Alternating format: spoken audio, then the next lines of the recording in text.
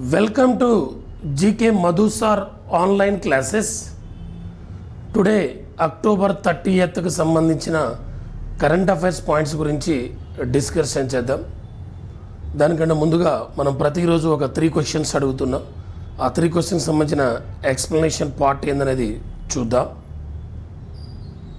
Okay, దానికన్నా ముందుగా అందరూ కూడా మన యూట్యూబ్ ఛానల్ సబ్స్క్రైబ్ చేసుకోండి. లైక్ చేయడం మర్చిపోవద్దు, కామెంట్ చేయడం కూడా మర్చిపోవద్దు. కంపల్సరీ లైక్ అండ్ కామెంట్, ఓకేనా? రైట్, గుర్తుపెట్టుకోండి, మర్చిపోవద్దు. మరి సరే, నిన్న మనం ఒక 3 క్వశ్చన్స్ అడిగాం. ఆ 3 క్వశ్చన్స్లో భాగంగా ఫస్ట్ హిస్టరీకి సంబంధించిన క్వశ్చన్ మనం అడిగాం. హిస్టరీకి సంబంధించి బాంబే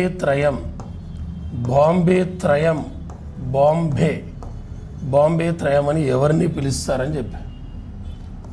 బాంబే త్రయంలో ఒకటి ఫిరోజ్ షా మెహతా అనే ఒక పర్సన్, కేటీ తెలంగ్ అనే పర్సన్, బద్రుద్దీన్ త్యాబ్జీ, ఈ ముగ్గురిని కలిపి బాంబే త్రయం అని పిలుస్తారు. బాంబే త్రయం ఫిరోజ్ షా మెహతా, కేటీ తెలంగ్, బద్రుద్దీన్ త్యాబ్జీ, ఈ ముగ్గురిని బాంబే త్రయం అన్నాం.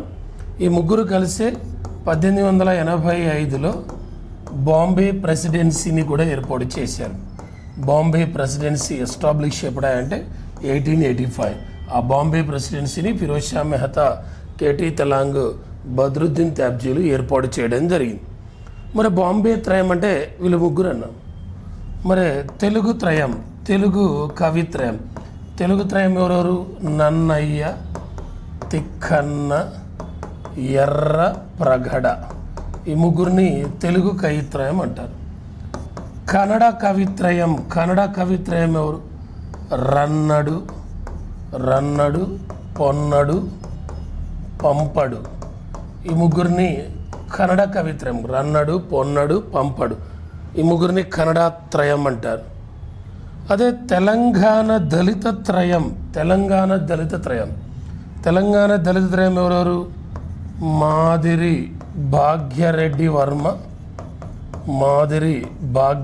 వర్మ, అరిగే రామస్వామి,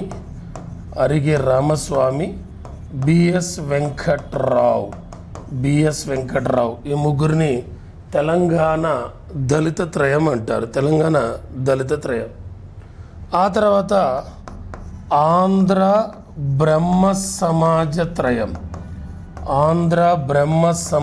త్రయం అని ఎవరినో అంటారంటే, ఒకటి కందుకూరి వీరేశలింగం, రఘుపతి వెంకటరత్నం నాయుడు, 3 దేశీ పెదబాపు. ఏది? ఆంధ్ర బ్రహ్మ సమాజ త్రయంలో దేశీ రాజు పెదబాపయ్య, వీళ్ళని రాజమండ్రి, అది ఆంధ్ర బ్రహ్మ సమాజ త్రయం అంటారు. తర్వాత రాజమండ్రి త్రయం కూడా ఉంది. ఒకటి ఎవరు? కందుకూరి వీరేశలింగం. రాజమండ్రి త్రయంలో ఒకటి కందుకూరి వీరేశలింగం, 2 వావిలాల వాసుదేవ శాస్త్రి, రెండవది వావిలాల వాసుదేవ శాస్త్రి. 3వ పర్సన్ ఎవరయ్యా అంటే, 3వ పర్సన్ వచ్చి వడ్డాది సుబ్బరాయ కవి. ఈ ముగ్గురిని రాజమండ్రి త్రయం అంటారు.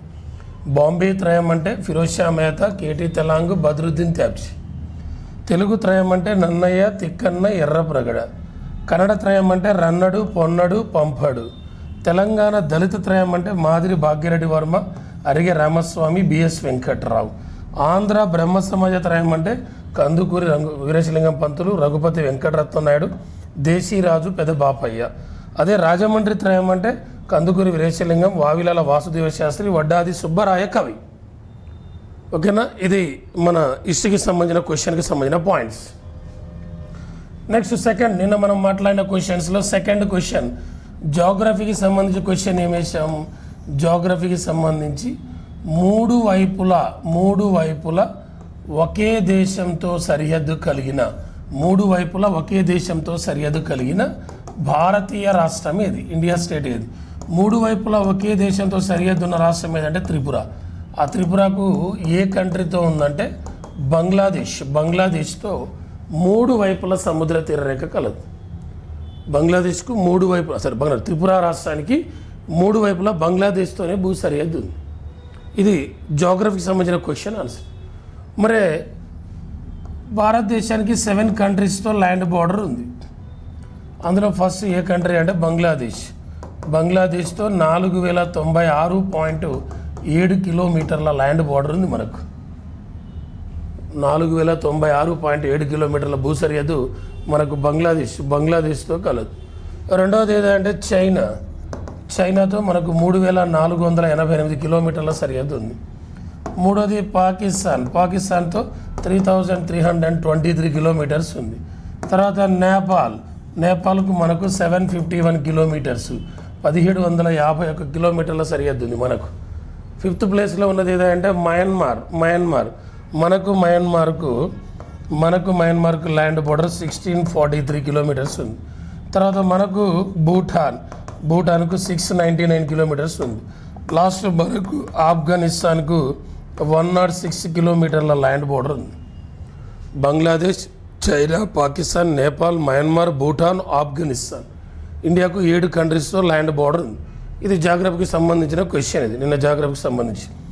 నెక్స్ట్ పాలిటీకి సంబంధించిన క్వశ్చన్ నిన్న ఏందా అంటే 18th లోక్సభకు ప్రొటెం స్పీకర్ ఎవరన్నాం? 18th లోక్సభ ప్రొటెం స్పీకర్ ఎవరన్నాం? 18th లోక్సభ ప్రొటెం స్పీకర్ అన్నాం.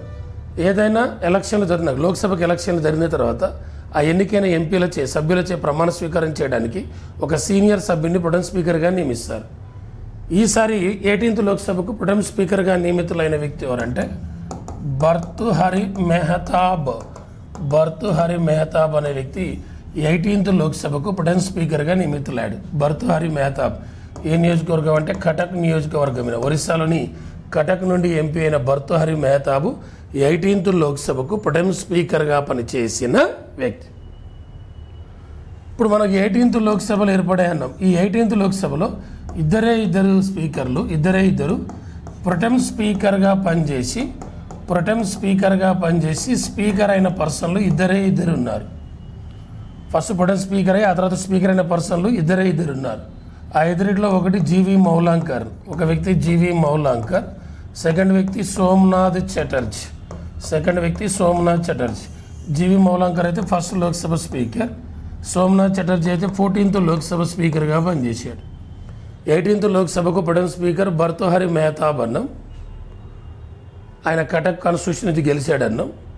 మన భారతదేశంలో ఇప్పటివరకు లోక్సభకు ప్రొటెం స్పీకర్గా పనిచేసి స్పీకర్ అయింది ఇద్దరు.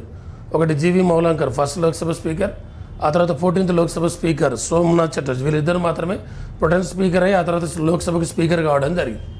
ఓకేనా? ఇవి నిన్న క్వశ్చన్స్కి మనం ఎక్స్ప్లెనేషన్ పార్ట్స్. నెక్స్ట్ ఈరోజు 3 క్వశ్చన్స్ ఏందో చూద్దాం. ఈరోజు 3 క్వశ్చన్స్. ఫస్ట్ హిస్టరీకి సంబంధించిన క్వశ్చన్. ఈ హిస్టరీకి సంబంధించిన క్వశ్చన్ ఈరోజు క్వశ్చన్ ఏందయ్యా అంటే గుజరాత్పై విజయానికి చిహ్నంగా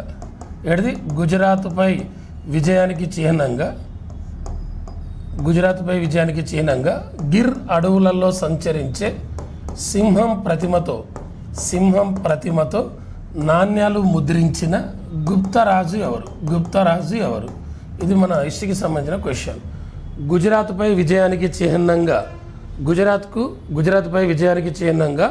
గుజరాత్లోని గిర్ అడవులలో సంచరించే సింహం ప్రతిమతో బంగారు నాణ్యాలను ముద్రించిన గుప్తరాజు ఎవరు? హిస్టరీకి సంబంధించిన క్వశ్చన్ ఇది. సెకండ్ వన్ పాలిటీకి సంబంధించి. మన రాజ్యాంగం అమల్లోకి వచ్చినప్పుడు 22 పార్ట్స్ ఉండే, 22 భాగాలు ఉండే. తర్వాత 1956లో 7వ కాన్స్టిట్యూషనల్ అమెండ్మెంట్ యాక్ట్ ప్రకారం 7వ పార్ట్ను తొలగించడం జరిగింది. 1956లో 7వ కాన్స్టిట్యూషనల్ అమెండ్మెంట్ యాక్ట్ ప్రకారం 7వ భాగాన్ని తొలగించడం జరిగింది 1950లో. ఆ తొలగిన తర్వాత అప్పుడు పార్ట్స్ భాగాలు ఎన్నైనాయి? 21 అయినాయి. కానీ ఇప్పుడు ఎన్ని ఉన్నాయి? 25 భాగాలు ఉన్నాయి. తొలగిస్తే 21 అయినాయి. ఇప్పుడు మొత్తం 25 భాగాలు ఉన్నాయి. ఆ 25 భాగాలు ఉంటే 21 ఉండే, ఫస్ట్ 22 ఉండే, ఓ భాగాన్ని తొలగించాం. ఇప్పుడు 4 కొత్తగా వచ్చినాయి. ఆ 4 భాగాలు ఏంటివో నేను చెప్తా. అవి ఏ రాజ్యాంగ సవరణ ద్వారా చేర్చారో చూద్దాం. చెప్పాలి మీరు. ఒకటి 4A అనే ఒక భాగం, 14A అనే ఒక భాగం చేర్చినాయి, నూతనంగా చేర్చిన భాగాలు. 4A పార్ట్ ఒకటి, ఆ తర్వాత 14A ఒకటి, ఆ తర్వాత 9A ఒకటి, ఆ తర్వాత 9B ఒకటి. ఈ 4 పార్ట్స్ను మన రాజ్యాంగంలో చేర్చు. ఈ 4 పార్ట్స్ను ఏ కాన్స్టిట్యూషనల్ అమెండ్మెంట్ యాక్ట్ ప్రకారం చేయొచ్చు. మన రాజ్యాంగం అమలులోకి వచ్చినప్పుడు 22 భాగాలు ఉన్నాయి, ఓకే, క్లియర్. తర్వాత అందులో ఒక భాగాన్ని తొలగించారు. 7వ కాన్స్టిట్యూషనల్ అమెండ్మెంట్ ప్రకారం 7వ భాగాన్ని తొలగించడంతో 21 పార్ట్స్ అయినాయి. ఇప్పుడు ఏంటంటే 4 పార్ట్స్ ఎక్స్ట్రా వచ్చినాయి, 25 ఉన్నాయి కాదు. అందులో ఏమొచ్చాయి? 4A వచ్చింది, 14A వచ్చింది, 9A వచ్చింది, 9B వచ్చింది. వీటిని ఏ రాజ్యాంగ సవరణ చట్టం ద్వారా చేర్చారనేది పాలిటీకి సంబంధించిన క్వశ్చన్, ఓకేనా? ఓకే, నెక్స్ట్ జాగ్రఫీకి సంబంధించిన క్వశ్చన్ ఏంటంటే, జాగ్రఫీకి సంబంధించిన క్వశ్చన్ ఏంటంటే institute of forest biodiversity, institute of forest biodiversity ఎక్కడుంది? ఇన్స్టిట్యూట్ ఆఫ్ ఫారెస్ట్ బయోడైవర్సిటీ ఎక్కడుంది? ఇది దీంతో పాటు ఇందిరాగాంధీ నేషనల్ ఫారెస్ట్ అకాడమీ ఎక్కడుంది? Indira Gandhi national forest academy, Indira Gandhi national forest academy ఎక్కడుంది? ఈ 2 జాగ్రఫీకి సంబంధించిన పాయింట్స్, ఓకేనా? వీటి ఆన్సర్లో మీరు కామెంట్ రూపంలో తెలియజేయండి నాకు. నేను చూడండి ప్రతి సబ్జెక్ట్ నుంచి ప్రతిరోజు మీకు ఎలా నాలెడ్జ్ ఇస్తున్నాను. మీరు లైక్ చేయండి, కామెంట్ చేయండి, ఇలా ప్రతిరోజు మన యూట్యూబ్ ఛానల్ వస్తూనే ఉంటుంది, ఓకేనా? Right, complete. చూద్దాం మరి ఇప్పుడు ఈరోజు కరెంట్ అఫైర్కి సంబంధించిన పాయింట్స్ గురించి, అక్టోబర్ 30కు సంబంధించిన కరెంట్ అఫైర్స్ పాయింట్స్ గురించి డిస్కషన్ చేద్దాం. అందులో భాగంగా ఫస్ట్ టాపిక్ ఈరోజు మనం డిస్కషన్ చేసేది ఎపెక్ అనే ఆర్గనైజేషన్ గురించి డిస్కషన్ చేద్దాం. ఎపెక్ ఆర్గనైజేషన్ అంటే ఏంది, ఎప్పుడు ఫార్మేషన్, హెడ్ క్వార్టర్ ఎక్కడ ఉంది, మెంబర్షిప్ కంట్రీస్ ఎన్ని ఉన్నాయి, అందులో ఇండియాకు మెంబర్షిప్ ఉందా లేదా, రీసెంట్గా ఎపెక్ సమిట్ ఎక్కడ జరిగింది, ఎపెక్ సిఇఓల సమిట్ ఎక్కడ జరిగింది, ఎపెక్ లీడర్ సమావేశం ఎక్కడ జరగబోతుంది, నెక్స్ట్ ఎపెక్ సమిట్ ఎక్కడ, ఆ నెక్స్ట్ ఎపెక్ సమిట్ ఎక్కడ అనే అంశాల గురించి డిస్కషన్ చేద్దాం, ఓకేనా? Right. APEC means Asia Pacific economic cooperation, Asian Pacific economic cooperation APEC means. ఆ ఎపెక్ సిఇఓల మీటింగ్ జరిగింది రీసెంట్గా. చీఫ్ ఎగ్జిక్యూటివ్ ఆఫీసర్స్, ఎపెక్ల యొక్క CEO, chief executive officer CEO. ఆ ఎపెక్ సిఇఓల సమిట్ రీసెంట్గా జరిగింది.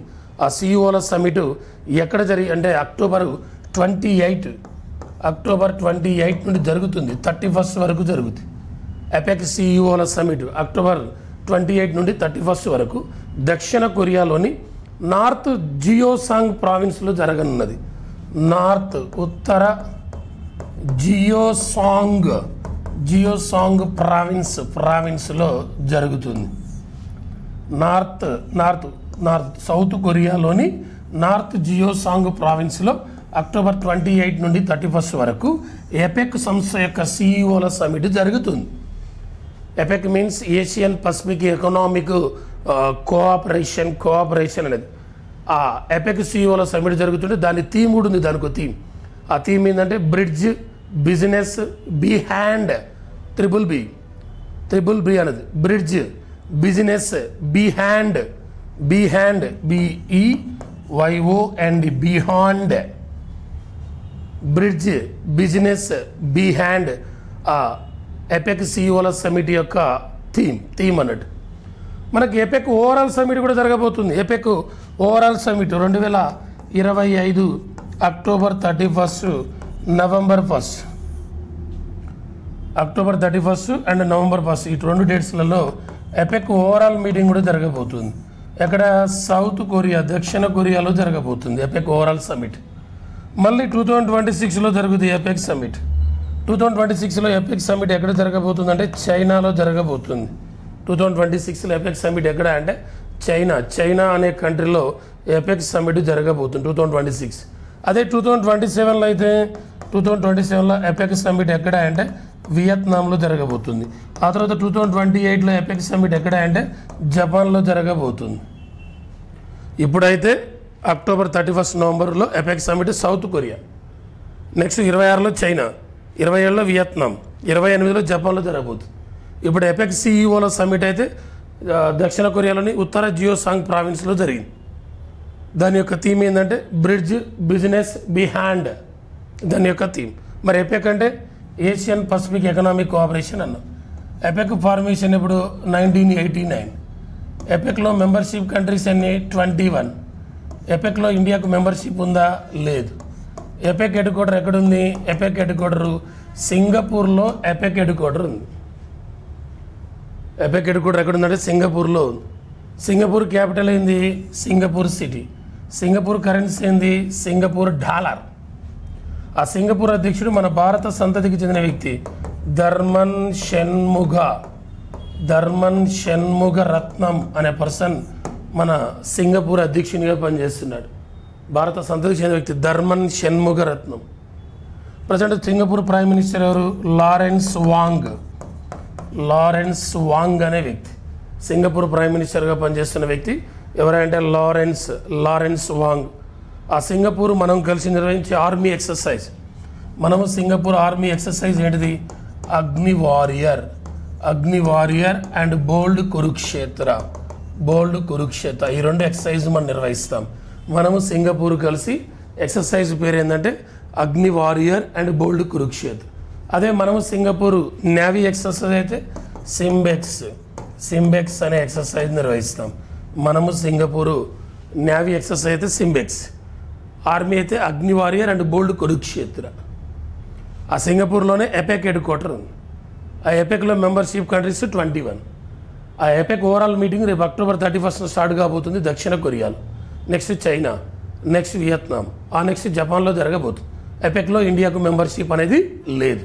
Clear? Okay, right. Next second topic, October 30కి సంబంధించిన second current affairs point. Under 23 world wrestling championship. Under 23 world wrestling championship అనేది జరిగింది రీసెంట్గా.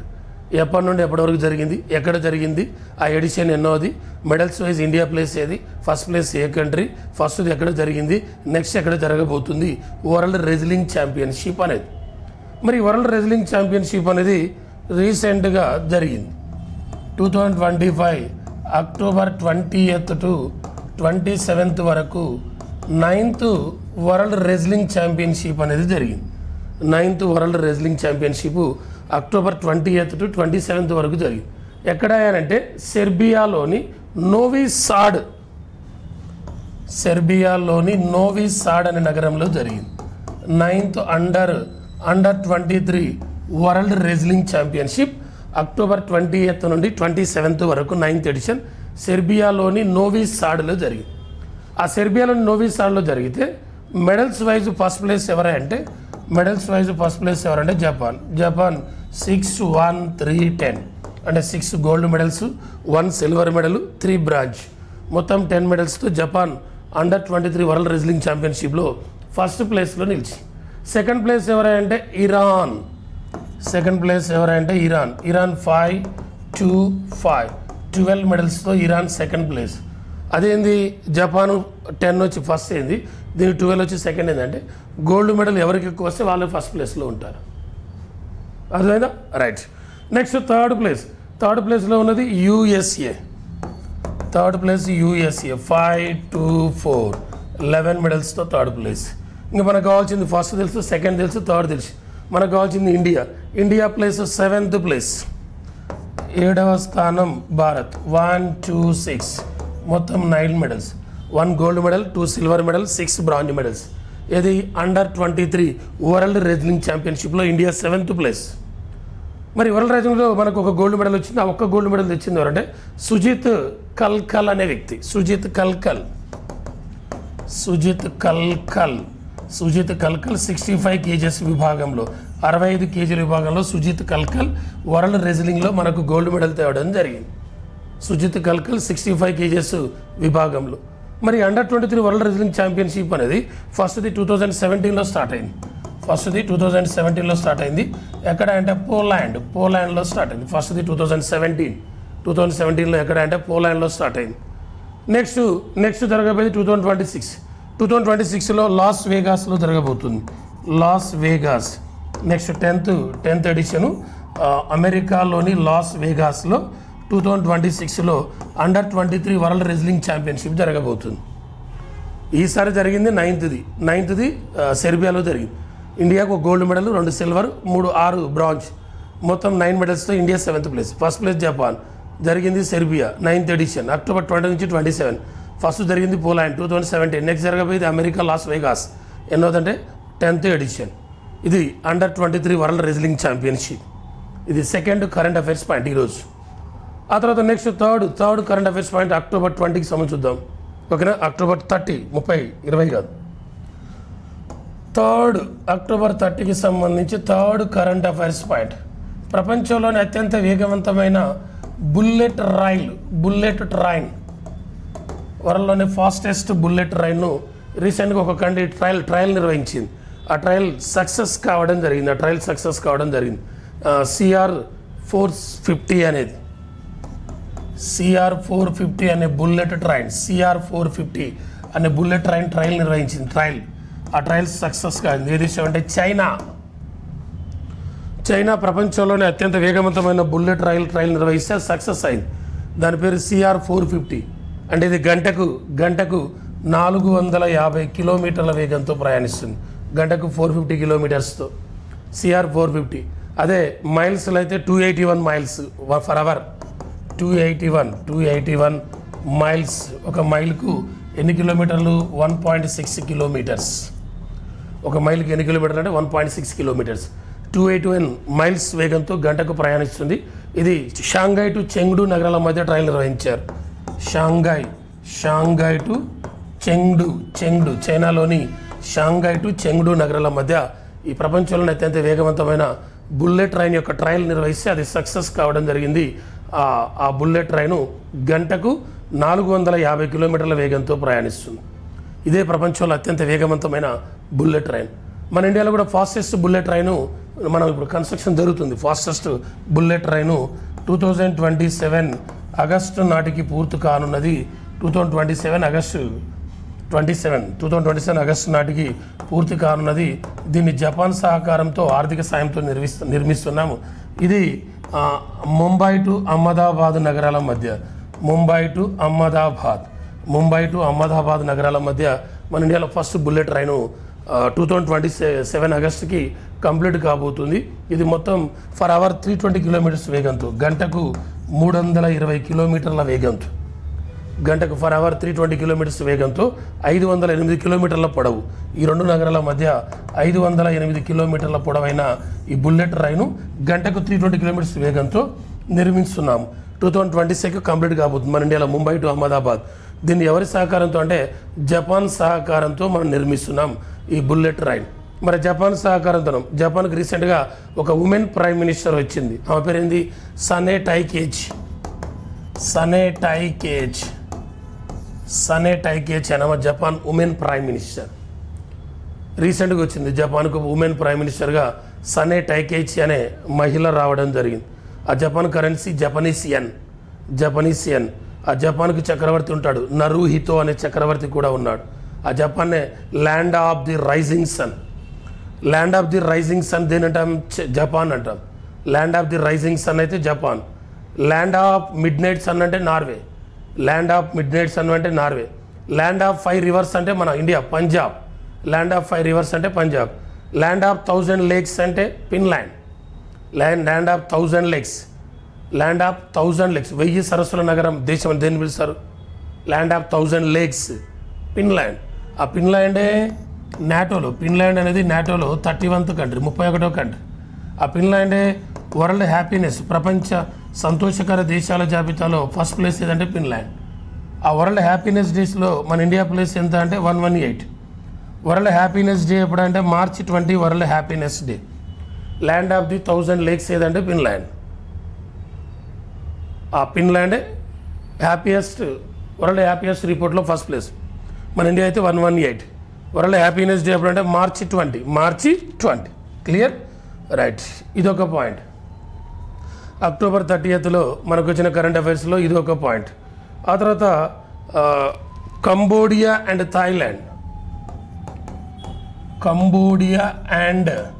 థాయిలాండ్ ఈ రెండు కంట్రీస్ మధ్య రీసెంట్గా పీస్ అగ్రిమెంట్ జరిగింది, శాంతి ఒప్పందం జరిగింది. ఈ రెండు దేశాల మధ్య రీసెంట్గా పీస్ అగ్రిమెంట్, శాంతి ఒప్పందం జరిగింది. కంబోడియా థాయిలాండ్ దేశాల మధ్య రీసెంట్గా పీస్ అగ్రిమెంట్, శాంతి ఒప్పందం జరిగింది. ఎప్పుడంటే అక్టోబర్ 26వ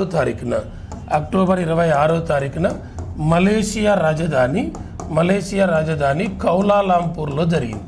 మలేషియా క్యాపిటల్ కౌలాలంపూర్లో అక్టోబర్ 26న కంబోడియా థాయిలాండ్ రెండు కంట్రీస్ మధ్యన పీస్ అగ్రిమెంట్ జరిగింది. ఈ రెండు దేశాల మధ్య దీర్ఘకాలంగా సరిహద్దు వివాదం ఉంది. ఈ సరిహద్దు వివాదాన్ని పరిష్కరించుకోవడానికి ఇటీవల కౌలాలంపూర్లో ఈ రెండు దేశాల మధ్య శాంతి ఒప్పందం జరిగింది. ఏది కంబోడియా థాయిలాండ్ల మధ్య సరిహద్దు వివాదం ఎప్పటి నుంచో కొనసాగుతుంది. ఆ రీసెంట్గా అక్టోబర్ 26న ఏషియన్ సమిట్ జరిగింది. ఏషియన్ సమిట్ కౌలాలంపూర్లో జరిగినప్పుడు ఆ ఏషియన్ సమిట్లో భాగంగా అమెరికా అధ్యక్షుడు డొనాల్డ్ ట్రంప్ అధ్యక్షతన ఈ రెండు దేశాల మధ్య సరిహద్దు వివాదాన్ని పరిష్కరించడం కోసం ఓ పీస్ అగ్రిమెంట్ జరిగింది. ఏ రెండు దేశాల మధ్య? థాయిలాండ్ కంబోడియా దేశాల మధ్య పీస్ అగ్రిమెంట్ జరిగితే దీనికి మధ్యవర్తిత్వం ప్రెసిడెంట్గా ఉన్న వ్యక్తి ఎవరంటే డొనాల్డ్ ట్రంప్. ఈ రెండు దేశాలు కూడా సంతకం చేశాయి, అగ్రిమెంట్ చేశాయి, సైన్ చేయడం జరిగింది. సరిహద్దు వివాదాన్ని పరిష్కరించుకోవడం కోసం ఈ ఏషియన్ సమిట్లో భాగంగా థాయిలాండ్ కంబోడియాలు అగ్రిమెంట్ సైన్ చేయడం జరిగింది. దీనికి అధ్యక్షత వహించిన వ్యక్తి ఎవరంటే డొనాల్డ్ ట్రంప్ అనే వ్యక్తి అధ్యక్షత వహించడం జరిగింది. ఇది సింపుల్ పాయింట్. మరి కంబోడియా థాయిలాండ్ అన్నాం. కంబోడియా క్యాపిటల్ ఏంది? నాంపెన్. కంబోడియా క్యాపిటల్ ఏదంటే నాంపెన్. నాంపెన్ అనేది Cambodia capital. Cambodia prime minister ఎవరంటే హన్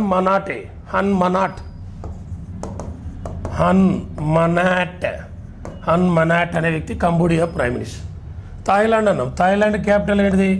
థాయిలాండ్ క్యాపిటల్ ఏదంటే బ్యాంకాక్. ఆ థాయిలాండ్ ప్రైమ్ మినిస్టర్ ఎవరు? అనుతిన్ చార్ను విరాకుల్.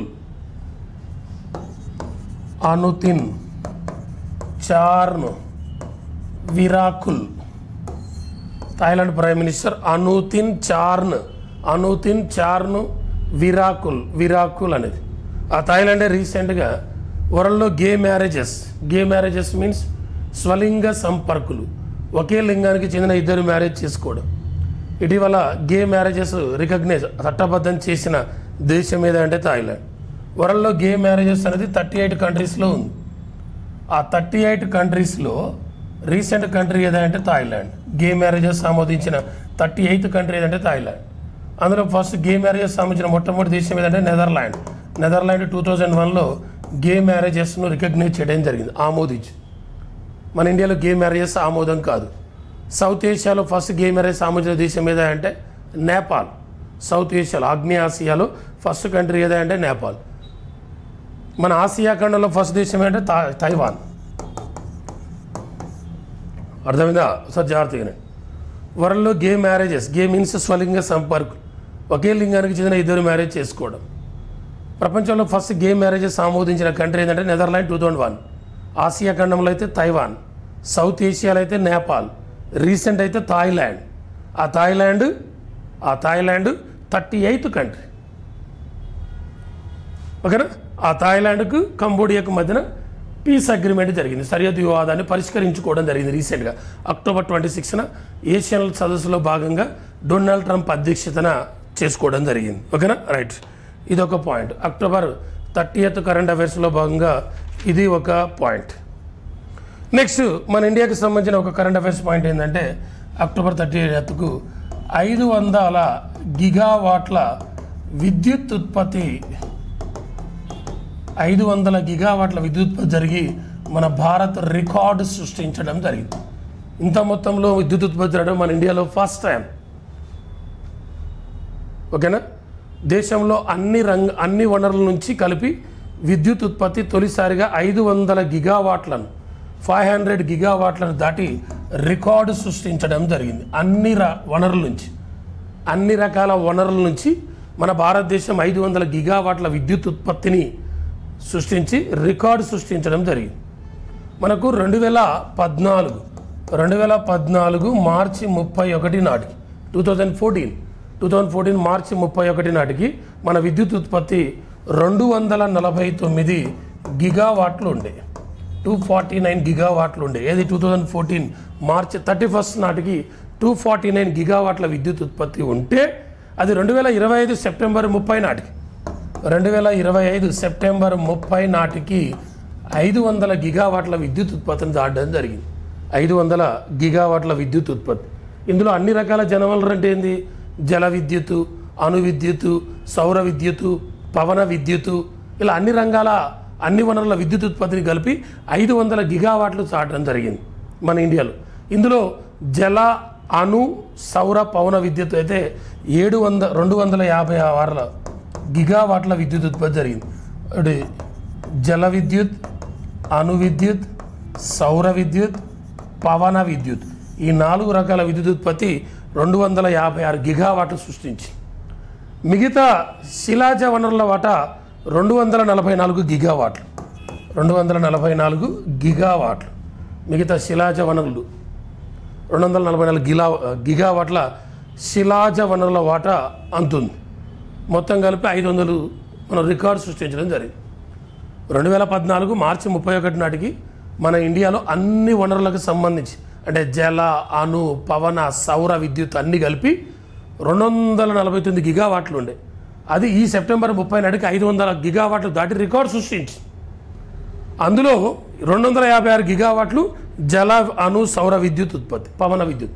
మిగతా శిలాజాల నుంచి 244 గిగావాట్ల విద్యుత్ ఉత్పత్తి చేసి మన భారతదేశం రికార్డు సృష్టించడం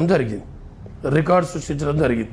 మరి ఇందులో మన ఇండియాలో ఫస్ట్ జల విద్యుత్ కేంద్రం. మరి మన ఇండియాలో సార్ కామెంట్ చేయండి, మరి చూద్దాం, రేపు దాని గురించి మళ్ళీ చూద్దాం. మన ఇండియాలో మొట్టమొదటి జల విద్యుత్ కేంద్రం ఏది? మొట్టమొదటి సౌర విద్యుత్ కేంద్రం ఏది? మొట్టమొదటి పవన విద్యుత్ కేంద్రం ఏది? మొట్టమొదటి అణు విద్యుత్ కేంద్రం ఏది? మన ఇండియాలో ట్రై చేయాలి.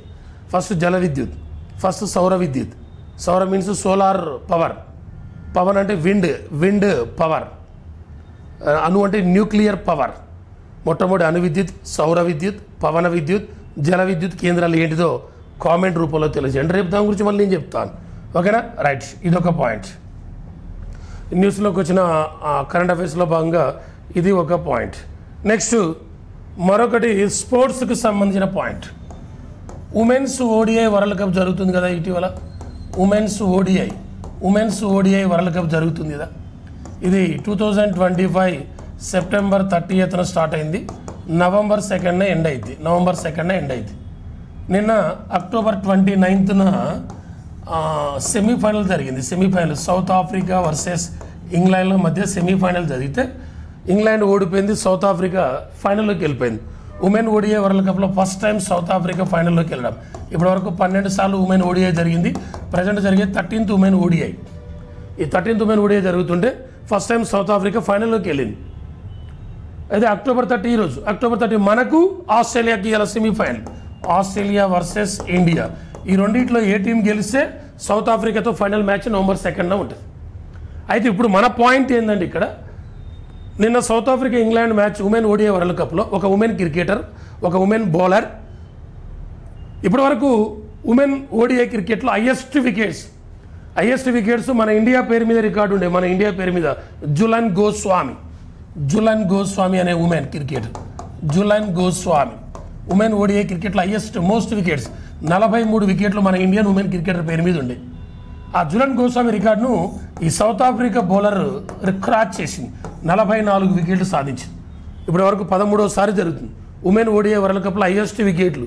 మొన్నటి వరకు మన ఇండియన్ క్రికెటర్ జులన్ గోస్వామి పేరిట ఉండే, ఆమె 43 వికెట్స్, ఈమె 44 వికెట్స్ తీసింది. ఒక ఉమెన్ క్రికెటర్ సౌత్ ఆఫ్రికాకు సంబంధించిన మారీ జాన్ కాఫ్,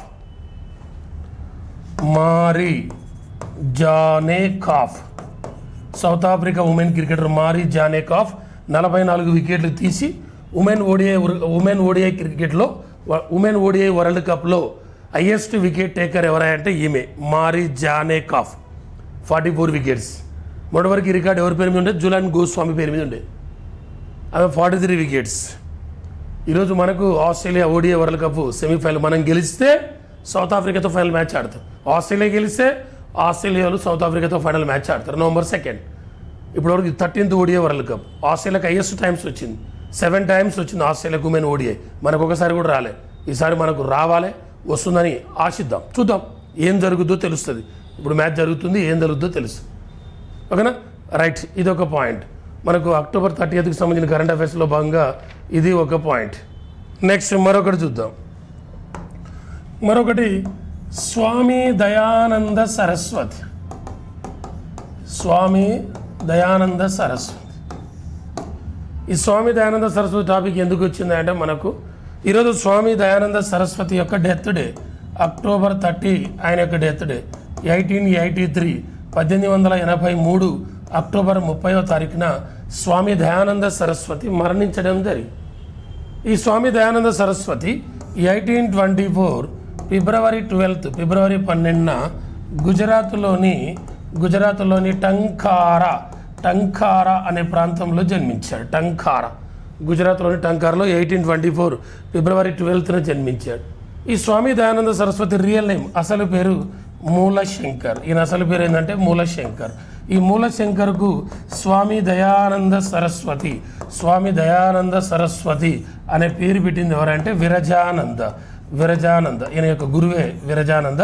ఆ విరజానందే మూలశంకర్కు స్వామి దయానంద సరస్వతి అనే పేరు పెట్టాడు. ఇతనుకున్న టైటిల్ బిరుదు ఏంటంటే ఇండియన్ లూథర్ అని ఎవరిని పిలుస్తారంటే స్వామి దయానంద సరస్వతిని పిలుస్తారు. ఇండియన్ లూథర్ అని ఎవరంటే స్వామి దయానంద సరస్వతి. ఈ స్వామి దయానంద సరస్వతి యొక్క రచనలు కూడా కొన్ని ఉన్నాయి.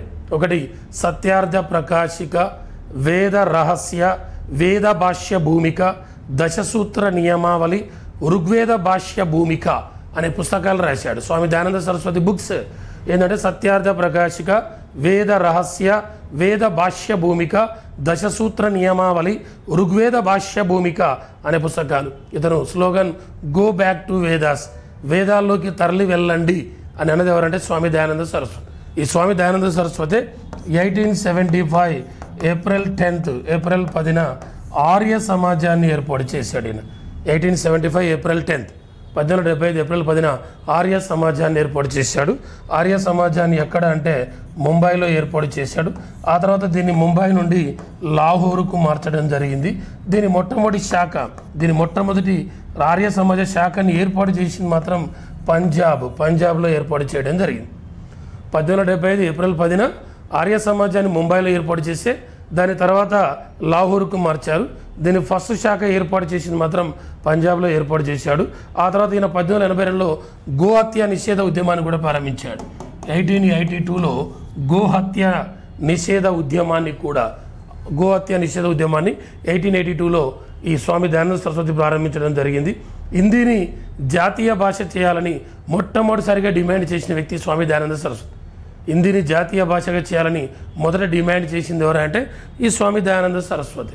ఈ స్వామి దయానంద సరస్వతి తొలి సందేశాన్ని వినిపించిన ప్రాంతం, తన తొలి సందేశాన్ని వినిపించిన ప్రాంతం ఏదంటే హరిద్వార్ అనే ప్రాంతంలో తన మొదటి సందేశాన్ని వినిపించడం జరిగింది. హరిద్వార్. ఇలా స్వామి వివేకానంద యొక్క వర్ధంతి, స్వామి దయానంద సరస్వతి యొక్క వర్ధంతి October 30, 1883లో. ఆయన అసలు పేరు మూలశంకర్. ఆయనకే స్వామి దయానంద సరస్వతి అనే పేరు పెట్టింది ఎవరంటే విరజానంద అనే వ్యక్తి. ఈయన ఆర్య సమాజాన్ని 1875లో ఏర్పాటు చేశాడు. ఆర్య సమాజాన్ని ఏర్పాటు చేసింది 1875లో. ఈయన father of Maharashtra renaissance. Father of ఎవరంటే Swami Dayananda Saraswati. Father of Gujarat renaissance. Gujarat పునర్జీవన పితామహుడు అని ఎవరున్నారంటే Swami Dayananda Saraswati. Father of Maharashtra renaissance అంటే MG Ranade. Father of AP renaissance అంటే Kandukuri Veeresalingam. Father of Indian renaissance అంటే రాజా రామ్మోహన్ రాయ్. Okay, clear.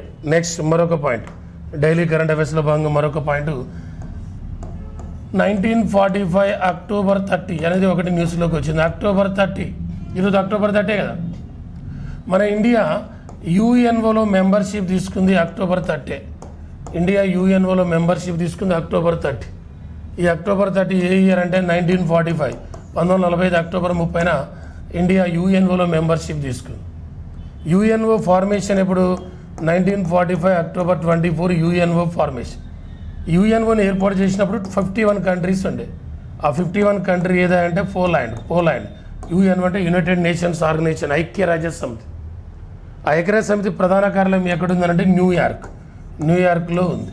ఇప్పుడు యుఎన్ఓలో మెంబర్షిప్ కంట్రీస్ అంటే 193లో 193 ఏదంటే సౌత్ సుడాన్, 192 ఏంటంటే మాంటినిగ్రో, 191 ఏదంటే తూర్పు తైమూర్, ఈస్ట్ తైమూర్, 190 ఏదంటే స్విట్జర్లాండ్, 189 ఏదంటే తువాలు అనే కంట్రీ, 189వ దేశం ఏదంటే తువాలు.